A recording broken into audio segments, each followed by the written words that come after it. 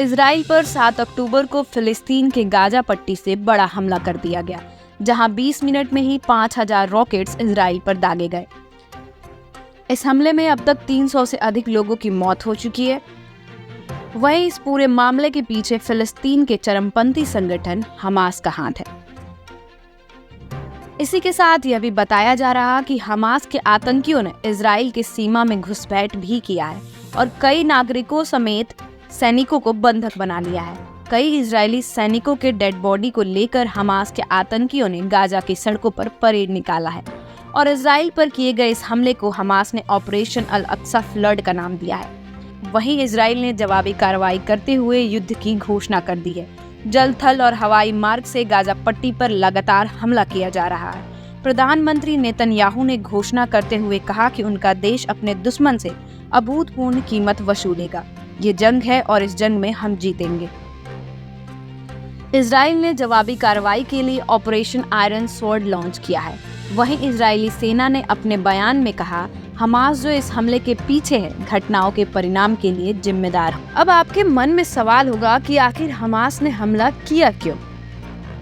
Hamas के प्रवक्ता खालिद गोदामी ने अल जजीरा से बात करते हुए कहा कि ये हमला फिलिस्तीनी के लोगों के खिलाफ हो रहे अत्याचार के जवाब में है। वहीं हमास की सैन्य शाखा के प्रमुख मोहम्मद दीफ ने बयान दिया, हमने दुश्मन को अल अक्सा मस्जिद के खिलाफ अपनी आक्रामकता जारी नहीं रखने की चेतावनी दी है। आपको बता दें, फिलिस्तीन और इजराइल का यह झगड़ा 100 साल से भी पुराना है और अल अक्सा मस्जिद को लेकर हमेशा तनाव बना रहता है।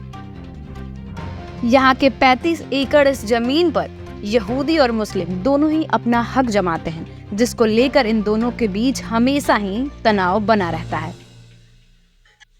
इस जमीन को यहूदी टेम्पल माउंट कहते हैं और मानते हैं कि इसी जगह पर उनके ईश्वर ने वो मिट्टी सजोई थी जिससे एडम का सृजन शुरू हुआ और इस जमीन से एक दो और भी घटनाएं जुड़ी हुई हैं।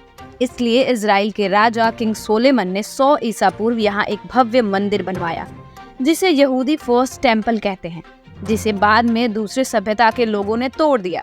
यहूदियों ने इसे फिर बनवाया और उसका नाम दिया सेकंड टेम्पल, जिसकी एक दीवार आज भी है जहां यहूदी प्रार्थना करते हैं।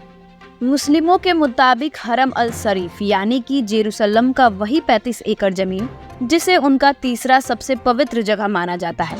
जेरूसलम के इस जगह से प्रॉफिट मोहम्मद जन्नत पहुंचे। बाद में इस जगह पर मुस्लिमों ने हमला किया और वेजेंटाइन साम्राज्य को हटाकर खुद का शासन स्थापित किया और जेरूसलम में एक मस्जिद बनवाई जिसका नाम है अल अक्सा। अब यह अल अक्सा मस्जिद उसी 35 एकड़ की जमीन के भीतर है जहां यहूदियों के सेकंड टेम्पल है और इसी कारण फिलिस्तीन और इजराइल के बीच हमेशा तनाव बना रहता है। अब बात करते हैं इस पूरे जंग पर भारत के रुख की। प्रधानमंत्री नरेंद्र मोदी ने इजराइल के प्रति एकजुटता व्यक्त की। उन्होंने इसे आतंकवादी हमला करार दिया। पीएम मोदी ने सोशल मीडिया एक्स पर लिखा, इजराइल में आतंकी हमलों की खबर से स्तब्ध हूँ। हमारी संवेदनाएं और प्रार्थनाएं निर्दोष पीड़ित परिवारों के साथ है। इस कठिन घड़ी में हम इजराइल के साथ एकजुटता से खड़े हैं। वहीं फ्रांस के विदेश मंत्रालय ने कहा कि इजराइल के खिलाफ हुए आतंकी हमले की वो निंदा करते हैं। लेबनान के आतंकी संगठन हिजबुल्लाह ने कहा कि वो गाजा की स्थिति पर नजर बनाए रखे हैं।